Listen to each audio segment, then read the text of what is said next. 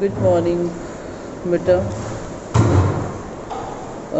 Today we are going to do the play, The Rising of the Moon. This play is written by Lady Gregory. There are 4 main characters, although there are only 2 main characters. 2 are just nominal type.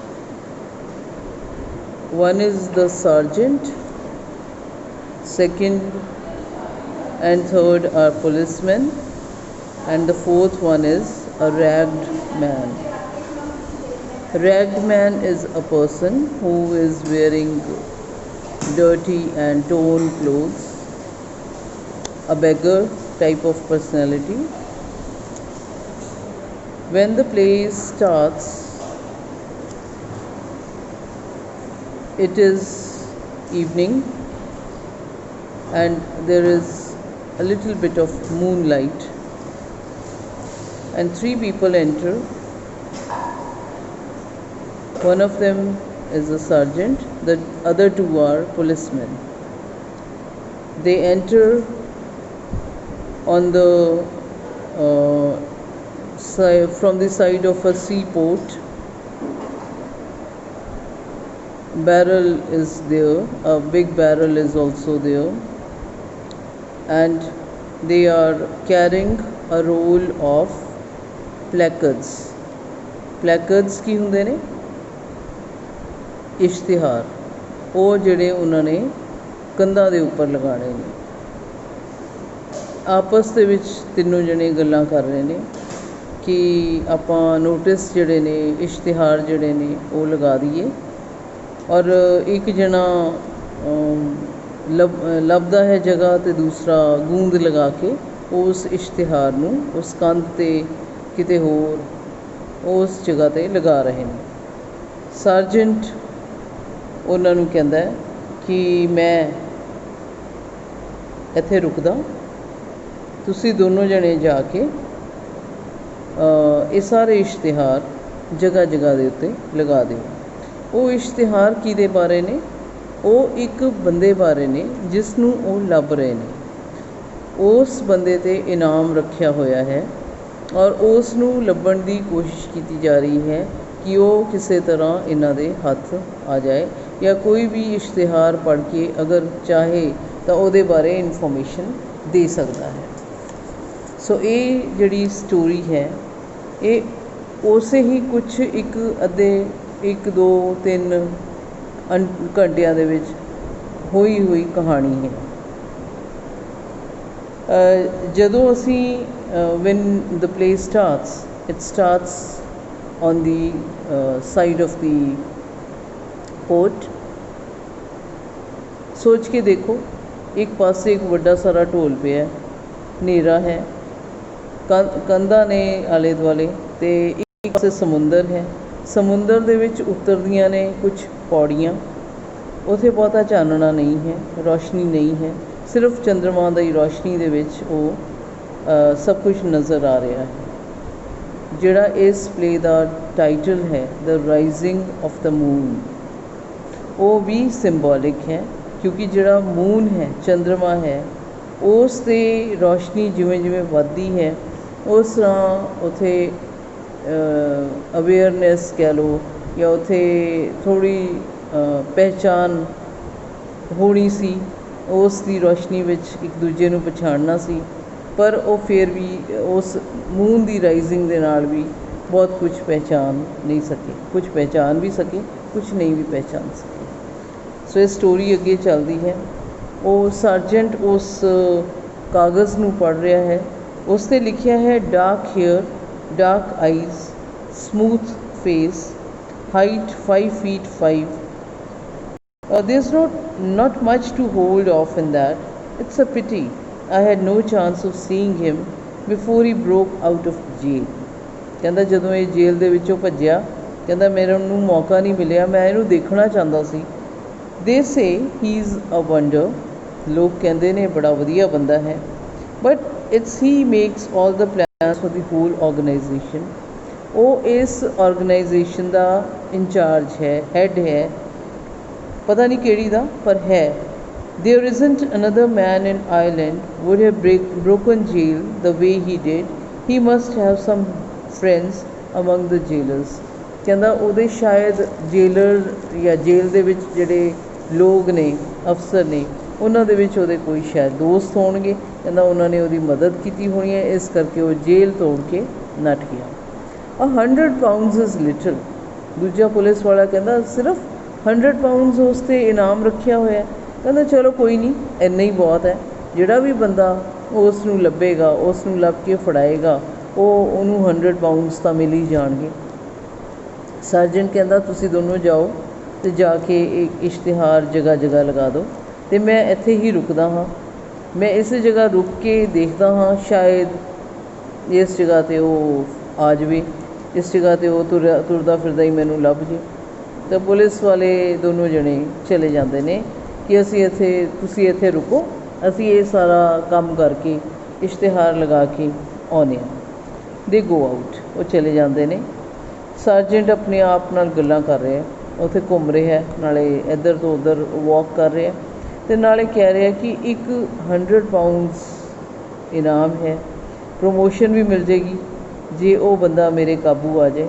There must be a great deal of spending in 100 pounds। 100 pounds ਦੇ ਨਾਲ ਕਹਿੰਦਾ ਮੈਂ ਬਹੁਤ ਕੁਝ ਖਰੀਦ ਸਕਦਾ ਹਾਂ। It's a pity some honest man not to be better off that. ਕਹਿੰਦਾ ਓਨੈਸਟ ਹਾਂ ਮੈਂ, ਇਮਾਨਦਾਰ ਬੰਦਾ ਹਾਂ, ਅਤੇ ਜੇ ਮੈਨੂੰ 100 pound ਫਜ਼ੂਲ ਮਿਲ ਜਾਣ, ਫਾਲਤੂ ਮਿਲ ਜਾਣ ਤਾਂ ਕਿੰਨਾ ਅੱਛਾ ਲੱਗੇ, ਕਿੰਨਾ ਕੁਛ ਮੈਂ ਉਹਦੇ ਨਾਲ ਘਰੇ ਲਿਜਾ ਸਕਦਾ ਹਾਂ। ਇੰਨੇ ਵਿੱਚ ਇੱਕ ਰੈਗਡ ਮੈਨ, 4th ਕੈਰੈਕਟਰ, ਉਹ ਐਂਟਰ ਕਰਦਾ ਹੈ। ਉਹ ਪੌੜੀਆਂ ਦੇ ਕੋਲ ਸਾਈਡ ਤੋਂ ਐਂਟਰ ਕਰਦਾ ਹੈ ਔਰ ਆ ਕੇ ਇਸ ਦੇ ਕੋਲੋਂ ਦੀ ਹੌਲੀ ਦੇ ਕੇ ਲੰਘਣ ਦੀ ਕੋਸ਼ਿਸ਼ ਕਰਦਾ ਹੈ। ਸਰਜੈਂਟ ਇੱਕਦਮ ਦੇਖਦਾ ਹੈ, ਕਹਿੰਦਾ ਤੂੰ ਕਿੱਥੇ ਜਾ ਰਿਹਾ, ਵੇਅਰ ਆਰ ਯੂ ਗੋਇੰਗ? ਉਹ ਕਹਿੰਦਾ ਮੈਂ ਇੱਕ ਬੈਲਡ ਸਿੰਗਰ ਹਾਂ, ਮੈਂ ਗਾਉਣ ਵਾਲਾ ਕਲਾਕਾਰ ਹਾਂ, ਮੈਂ ਕਹਾਣੀਆਂ ਦੇ ਰੂਪ ਵਿੱਚ ਗਾਣੇ ਗਾਉਂਦਾ ਹਾਂ, ਮੈਂ ਕਹਿੰਦਾ ਆਪਣੇ ਗਾਣੇ ਵੇਚਦਾ ਹਾਂ। ਉਹਦੇ ਹੱਥ ਵਿੱਚ ਕੁਝ ਕਾਗਜ਼ ਨੇ ਅਤੇ ਉਹ ਕਹਿੰਦਾ ਮੈਂ ਸੇਲਰਸ ਨੂੰ ਵੇਚਦਾ ਹਾਂ ਅਤੇ ਮੈਂ ਜਾ ਰਿਹਾ। ਉਹ ਇੰਨੇ ਵਿੱਚ ਅੱਗੇ ਨੂੰ ਤੁਰ ਪੈਂਦਾ ਹੈ। ਸਰਜੈਂਟ ਉਹਨੂੰ ਕਹਿੰਦਾ ਹੈ ਰੁਕ ਜਾ। ਕਹਿੰਦਾ ਰੁਕ, ਮੈਂ ਤੈਨੂੰ ਕਿਹਾ ਕਿ ਤੂੰ ਜਾਣਾ ਹੈ। ਕਹਿੰਦਾ ਤੂੰ ਮੇਰੇ ਨਾਲ ਗੱਲ ਵੀ ਨਹੀਂ ਕਰਦਾ, ਤੂੰ ਅੱਗੇ ਅੱਗੇ ਜਾਈ ਜਾਂਦਾ, ਰੁਕ ਇੱਥੇ। ਉਹ ਕਹਿੰਦਾ ਚਲੋ ਕੋਈ ਗੱਲ ਨਹੀਂ। ਕਹਿੰਦਾ ਮੈਂ ਤਾਂ ਗਰੀਬ ਬੰਦਾ, ਮੈਂ ਸਾਰੀ ਦੁਨੀਆ ਲੋਕਾਂ ਦੇ ਗਰੀਬਾਂ ਦੇ ਖਿਲਾਫ ਹੈ। ਸਰਜੈਂਟ ਉਹਨੂੰ ਪੁੱਛਦਾ ਹੈ ਹੂ ਆਰ ਯੂ, ਤੂੰ ਕੌਣ ਹੈ? ਮੈਨ ਜਿਹੜਾ ਉਹ ਬੰਦਾ ਹੈ ਉਹ ਕਹਿੰਦਾ ਮੇਰਾ ਨਾਮ ਜਿਮੀ ਵਾਲਸ਼ ਹੈ, ਮੈਂ ਇੱਕ ਬੈਲਡ ਸਿੰਗਰ ਹਾਂ। ਸਰਜੈਂਟ ਕਹਿੰਦਾ ਜਿਮੀ ਵਾਲਸ਼, ਇਹ ਨਾਮ ਤਾਂ ਮੈਂ ਸੁਣਿਆ ਹੀ ਨਹੀਂ, ਕਦੇ ਨਹੀਂ ਸੁਣਿਆ ਮੈਂ ਤਾਂ, ਆਈ ਡੂ ਨਾਟ ਨੋ ਦਿਸ ਨੇਮ। ਮੈਂ ਉਹ ਬੰਦਾ ਕਹਿੰਦਾ ਐਕਚੁਅਲੀ ਕਹਿੰਦਾ ਐਨਿਸ ਜਗ੍ਹਾ ਹੈ ਜਿਹੜੀ, ਐਨਿਸ ਜਗ੍ਹਾ ਦੇ ਵਿੱਚ ਮੈਂ ਬਹੁਤ ਮਸ਼ਹੂਰ ਹਾਂ, ਤੂੰ ਸ਼ਾਇਦ ਉਸ ਜਗ੍ਹਾ ਦੇ ਬਾਰੇ ਨਹੀਂ ਸੁਣਿਆ ਹੋਣਾ। ਤਾਂ ਸਰਜੈਂਟ ਉਹਨੂੰ ਪੁੱਛਦਾ ਹੈ ਤੂੰ ਇੱਥੇ ਕਿਉਂ ਆਇਆ ਸੀ? ਤਾਂ ਉਹ ਬੰਦਾ ਕਹਿੰਦਾ ਹੈ ਕਿ ਮੈਂ ਐਕਚੁਅਲੀ ਇੱਥੇ ਕੁਛ ਪੈਸਿਆਂ ਦੇ ਲਈ ਕੰਮ ਕਰਨ ਆਇਆ ਸੀ ਅਤੇ ਹੁਣ ਕਹਿੰਦਾ ਮੈਂ ਵਾਪਸ ਜਾਣਾ ਹੈ। ਤਾਂ ਸਰਜੈਂਟ ਉਹਨੂੰ ਕਹਿੰਦਾ ਹੈ ਕਿ ਜੇ ਤੂੰ ਇੰਨੀ ਦੂਰ ਆ ਹੀ ਗਿਆ ਤਾਂ ਤੂੰ ਹੁਣ ਇੱਥੋਂ ਵਾਪਸ ਕਿਵੇਂ ਜਾਏਗਾ? ਮੈਨ ਕਹਿੰਦਾ ਮੈਂ ਕੋਈ ਨਹੀਂ, ਮੈਂ ਇੱਥੇ ਬੈਠਾ, ਜੇ ਤੂੰ ਮੈਨੂੰ ਜਾਣ ਨਹੀਂ ਦੇਣਾ ਚਾਹੁੰਦਾ ਤਾਂ ਮੈਂ ਇੱਥੇ ਬੈਠ ਜਾਣਾ, ਮੈਂ ਨਹੀਂ ਚਾਹੁੰਦਾ, ਤੇਰੀ ਮਰਜ਼ੀ ਹੈ।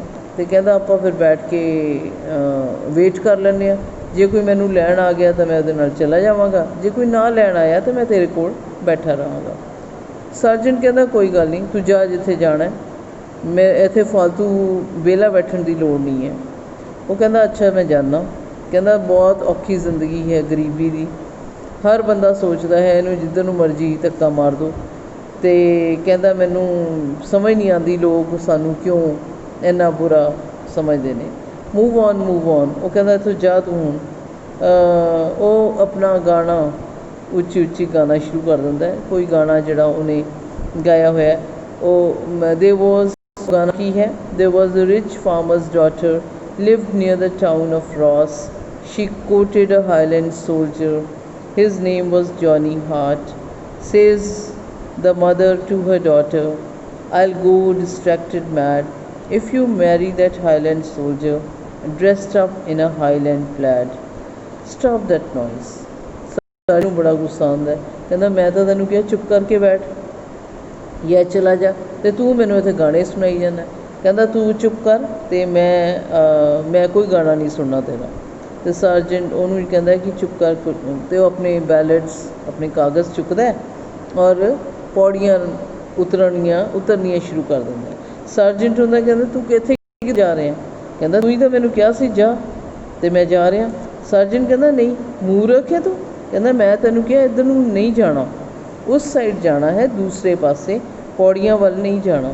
ਤੇ ਇਹ ਸਰਜੈਂਟ ਉਸ ਨੂੰ ਰੋਕਦਾ ਹੈ ਔਰ ਉਹ ਜਦੋਂ ਜਾਣ ਦੀ ਕੋਸ਼ਿਸ਼ ਕਰਦਾ ਉਹ ਰੁਕਦਾ ਨਹੀਂ, ਤੇ ਉਹਨੂੰ ਜ਼ੋਰ ਦੀ ਡਾਂਟ ਕੇ ਉਹ ਰੋਕ ਲੈਂਦਾ ਹੈ। ਕਹਿੰਦਾ ਰੁਕ ਜਾ, ਇੱਥੇ ਤੂੰ ਕਿਤੇ ਨਹੀਂ ਜਾਣਾ। ਤੇ ਸਰਜੈਂਟ ਕਹਿੰਦਾ ਉਹ ਜਿਹੜਾ ਮੁੰਡਾ ਹੈ, ਜਿਹੜਾ ਉਹ ਰੈਗਡ ਮੈਨ ਹੈ, ਉਹ ਜਿਹੜੇ ਇਸ਼ਤਿਹਾਰ ਲੱਗੇ ਹੋਏ ਨੇ ਉਹਨਾਂ ਨੂੰ ਪੜ੍ਹਨ ਲੱਗ ਜਾਂਦਾ ਹੈ, ਜਿਹੜੇ ਲਗਾਏ ਹੋਏ ਨੇ। ਕਹਿੰਦਾ ਇਹਦੀ ਵੇਟ ਕਰ ਰਿਹਾ ਤੂੰ ਇੱਥੇ ਬੈਠਾ? ਸਰਜੈਂਟ ਉਹਨੂੰ ਪੁੱਛਦਾ ਤੂੰ ਜਾਣਦਾ ਇਹਨੂੰ? ਕਹਿੰਦਾ ਦੱਸ ਮੈਨੂੰ ਕਿਹੋ ਜਿਹਾ ਹੈ? ਕਹਿੰਦਾ ਮੈਨੂੰ ਨਹੀਂ ਪਤਾ। ਕਹਿੰਦਾ ਮੈਂ ਮਰਨਾ ਥੋੜ੍ਹੀ ਹੈ ਇਸ ਦਾ ਨਾਮ ਲੈ ਕੇ। ਕਹਿੰਦਾ ਕੋਈ ਗੱਲ ਨਹੀਂ, ਚੱਲ ਤੂੰ ਇੱਥੇ ਆ, ਮੈਨੂੰ ਇਹਦੇ ਬਾਰੇ ਦੱਸ। ਤੇ ਸਰਜੈਂਟ ਕਹਿੰਦਾ ਤੂੰ ਮੇਰੇ ਕੋਲ ਆ ਅਤੇ ਮੇਰੇ ਕੋਲ ਇੱਥੇ ਆ ਕੇ ਬੈਠ। ਮੈਨ ਕਹਿੰਦਾ ਮੈਂ ਉਹਨੂੰ ਮਿਲਿਆ ਹਾਂ, ਇਸ ਬੰਦੇ ਨੂੰ, ਕਾਊਂਟੀ ਕਲੇਅਰ ਦੇ ਵਿੱਚ। ਕਹਿੰਦਾ ਤੂੰ ਇਹਨੂੰ ਮਿਲਣਾ ਨਹੀਂ ਚਾਹੇਗਾ, ਮੇਰੇ ਖਿਆਲ ਤੂੰ ਇਸ ਤੋਂ ਡਰੇਗਾ ਅਗਰ ਤੂੰ ਇਹਨੂੰ ਮਿਲੇਗਾ, ਕਿਉਂਕਿ ਇਹ ਬੰਦਾ ਬੜਾ ਖਤਰਨਾਕ ਹੈ ਅਤੇ ਬਹੁਤ ਹੈ। ਕਹਿੰਦਾ ਇੰਨਾ ਮਾੜਾ ਹੈ ਉਹ ਮੈਨ ਕਹਿੰਦਾ ਹਾਂ ਬਿਲਕੁਲ। ਕਹਿੰਦਾ ਬਹੁਤ ਮਾੜਾ ਹੈ। ਕਹਿੰਦਾ ਇਹੋ ਜਿਹਾ ਬੰਦਾ ਤਾਂ ਖਤਰਨਾਕ ਹੀ ਹੁੰਦਾ ਜਿਸ ਨੂੰ ਤੁਸੀਂ ਇਸ਼ਤਿਹਾਰ ਲਗਾਇਆ ਹੈ ਫੜਨ ਦੇ ਲਈ। ਆਪਾਂ ਇੱਥੋਂ ਅੱਗੇ ਸਟੋਰੀ ਕੱਲ੍ਹ ਨੂੰ ਕਰਾਂਗੇ ਅਤੇ ਨੈਕਸਟ ਮਿਲਦੇ ਹਾਂ।